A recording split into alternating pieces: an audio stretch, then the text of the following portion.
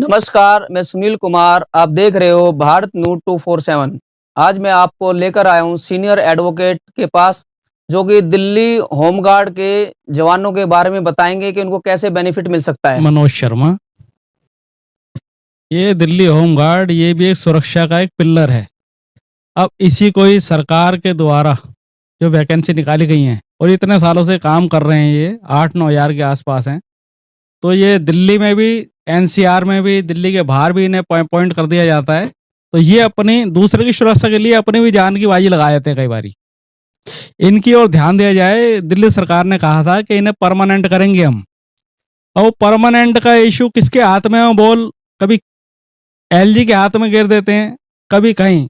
अभी ये बीजेपी के ऑफिस में भी गए थे। मैं चाहता हूं वो अपने वादे के पक्के निकले और इनको होमगार्ड को पक्की नौकरी उपलब्ध कराएं, क्योंकि ये भी एक सुरक्षा का पिल्लर है जो ये और आगे बढ़े और तरक्की में ये भी सब साथ देते हैं सबका। ये जनता के साथ है। सुरक्षा में दिल्ली होमगार्ड के जवानों की हर जगह ड्यूटी लगती है। दिल्ली पुलिस के सीनियर ऑफिसरों के साथ लगती है। उसके बाद इनकी कोर्टों में भी क्या नाम है, सुरक्षा में ड्यूटी ली जाती है। इलेक्शन में सुरक्षा में ड्यूटी ली जाती है। 2024 के लोकसभा चुनाव आने वाले हैं। इस बार कौन जीत सकता है? इसमें 2024 में लोकसभा चुनाव है। जिन्होंने जनता का काम किया है जीतेगा तो वही। लेकिन होमगार्ड की ड्यूटी तो रहती है, वो तो सबके लिए है बेचारे तत्पर। वो तो अपनी ड्यूटी के लिए, उनके लिए कोई नहीं है। वो अपनी ड्यूटी पे ध्यान देते हैं, सबके लिए ड्यूटी करते हैं वो। तो इसलिए उन्हें तो कम से कम पक्का किया जाए। अब दिल्ली गवर्नमेंट करे या सेंटर के हाथ में कहाँ है, उन्हें पक्का तो किया जाए, क्योंकि वो भी जनता की सेवा ही कर रहे हैं। कल बीजेपी मुख्यालय में दिल्ली होमगार्ड के जवान, जो बीजेपी के नेता उनसे मिले, उन्होंने आश्वासन दिया है कि एलजी साहब से इनसे मीटिंग करवाएंगे। तो आप क्या कहना चाहते हो? एलजी साहब अपने संज्ञान में लेंगे इसे, और वो पॉजिटिव विचार है उनके। वैसे तो हो सकता है कर दें, इनके फेवर में जाए, हमारे होमगार्ड के फेवर में जाए उनके विचार। लगभग 8,624 लगभग दिल्ली होमगार्ड के जवान, जो इनको खतरा दिखाई दे रहा है कि हमें नौकरी से निकाल सकते हैं, जो कि लगभग 15 साल से कंटिन्यू ड्यूटी इनकी चलती आ रही है। और उपराज्यपाल साहब के पास पूरा रिकॉर्ड है इनका। और सीएम केजरीवाल साहब जो है, दिल्ली सरकार के पास भी इनका पूरा रिकॉर्ड है। सीएम केजरीवाल साहब जी इनके बारे में नहीं सोच रहे, और आपके एलजी साहब जी इनके बारे में नहीं सोच रहे। आज अगर ये कोर्ट में जाना चाहे तो वकील साहब जा सकते हैं कि नहीं?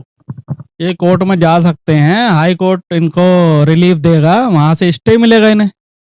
तो कोर्ट में जाने का क्या, सरकार इसका सोल्यूशन सरकार के पास है। तो दिल्ली सरकार को ये करना ही चाहिए। ये भेदभाव नहीं होना चाहिए। ये भी देश की सुरक्षा करते हैं, आम जनता के साथ हैं। ये भी सबसे पहले इन्हीं का पड़ाव पड़ता है। तो ये कहीं पर भी हो देश में, जरूरी नहीं है जयपुर में या राजस्थान में या दिल्ली में, अदर स्टेट में भी कहीं पर भी हो, इनकी सेवाएं ले रहे हैं तो इन्हें इनका भी ध्यान रखना चाहिए। हाँ, दिल्ली में इनको लाइसेंस का तो मिलना चाहिए। लाइसेंस मिलेगा तभी तो ये कुछ सुरक्षा ऐसी होती हैं जो इनकी जान पे बनी आती है। तो अपनी रक्षा के लिए और दूसरे की भी रक्षा के लिए लाइसेंस इनको प्रोवाइड करवाना चाहिए, जिससे बंदूक ले सकें। और अगर ये अपने यहाँ से ये अगर होमगार्ड की नौकरी से हटते भी हैं तो भी अदर कहीं पे जॉब कर सकें सिक्योरिटी की। एडवोकेट कुणाल नाम है मेरा। 30 हजारी कोर्ट से कुणाल जी एडवोकेट आज बताएंगे कि होमगार्ड जवानों को कैसे बेनिफिट मिल सकता है, जो कि कानून के जानकार है। सर, होमगार्ड जवानों को सबसे पहले तो मैं ये बताना चाहूँगा उनको बेनिफिट किस चीज़ का चाहिए। उनके नौकरी पर संकट है। अभी जो नई वैकेंसीज निकाली है सरकार ने होमगार्ड जवानों के लिए, वो नए लोगों के लिए निकाली है। लेकिन जो पुराने जवान हैं उनके लिए किसी भी प्रकार का कोई भी विचार विमर्श नहीं हो पा रहा है उनके बारे में कि उनकी नौकरी का क्या होगा, आगे वो नौकरी के लिए रिन्यू होगा या कंटिन्यू कर पाएंगे या नहीं कर पाएंगे। तो सबसे पहले तो यही बताना चाहूँगा। और जो उनके पर अभी जो विपदा है, जो नौकरी जाने की जो उनको विपदा आई हुई है, तो उस बारे में मैं यही कहना चाहूँगा कि सरकार को उनके बारे में सोचना चाहिए क्योंकि जब अगर वो नए वैकेंसीज के बारे में सोच रहे हैं तो पुराने जवानों के बारे में भी सोचना चाहिए, जिन्होंने इतने साल अपने नौकरी को दिए हैं, अपनी सर्विसेज को दिए हैं, आम जनता के लिए दिए हैं। वकील साहब, लगभग 15 साल से इनकी ड्यूटी कंटिन्यू चलती आई है दिल्ली होमगार्ड जवानों की, तो सरकार इनके बारे में क्यों नहीं सोच रही? आप इसके बारे में क्या कहना चाहते हो? सर, जैसा कि पता चला है कि अभी कुछ टाइम पहले मीटिंग हुई है, तो उन्होंने कहा है, आश्वासन तो दिया है होमगार्ड जवानों को कि आपके बारे में ज़रूर सोचा जाएगा। तो अगर वो सोचा जाता है तो वो अच्छी बात है जवानों के लिए। अगर नए लोगों के लिए सोच रहे हैं, नई वैकेंसीज के लिए सोच रहे हैं, तो पुराने के लिए भी सोचना जरूरी चाहिए। अगर सरकार उनके बारे में नहीं सोचती है और नहीं करती है, तो मैं अभी जो हम कानून के हिसाब से बताया जाए, अकॉर्डिंग टू लॉ, कि होमगार्ड जवानों के पास रिलीफ पाने के लिए उनके पास अधिकार है कोर्टों में जाने का, हाई कोर्ट में जाने का, अपने लिए स्टे लेने का और अपनी सर्विस को कंटिन्यू करने के लिए। 10,285 वैकेंसी लगभग सरकार ने निकाली है। दिल्ली सरकार की तरफ से न्यूज़पेपर में भी आया है, जवानों ने बतलाया। वकील साहब, इस पर जो स्टे है वो हाई कोर्ट से हो सकता है या सुप्रीम कोर्ट में?